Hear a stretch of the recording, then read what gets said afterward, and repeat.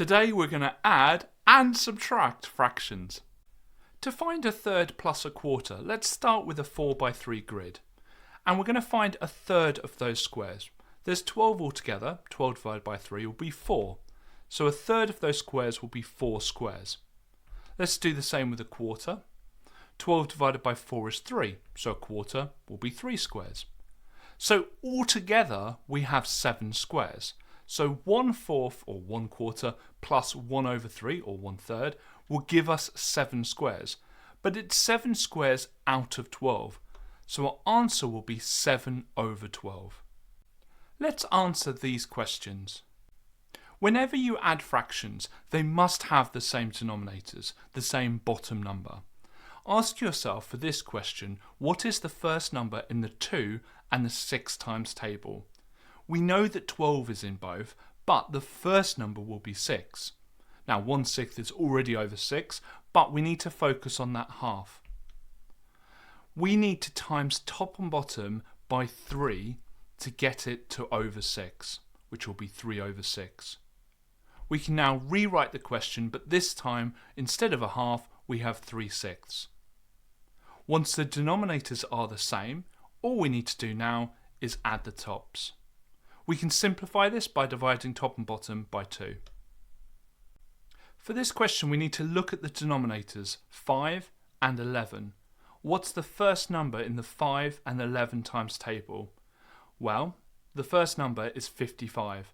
If all else fails, you can actually just multiply the two numbers together and that will always give you a common multiple, but not necessarily the smallest. Let's convert 2/5 to something over 55. We're going to times it by 11 because 5 times 11 is 55, so 2 times 11 will be 22. So our fraction will be 22/55. Let's do the same with the 3/11. 11 times 5 is 55, so we go times top and bottom by 5. 3 times 5 will be 15. Now we can write out the question again, but this time with our new fractions, and we just need to subtract the tops. 22/55 take away 15/55 will be 7/55. We have mixed numbers in this question. When we subtract, divide, multiply, we may need to convert the mixed numbers to improper fractions. But when we add, it's sometimes easier to add the whole numbers and the fractions separately. So we're going to split the whole number from the fractions, and we're going to put the whole numbers together, the 2 plus the 4.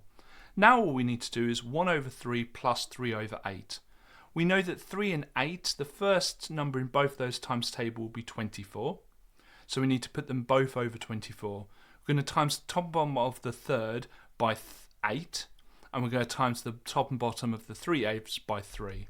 Which will give us 8/24 plus 9/24. All we need to do now is just add the numerators for those fractions, 8 plus 9, to give us 17/24. And we can just write our answer as a mixed number again, 6 and 17/24. Let's end on this. David thinks that a half plus a half is 2/4.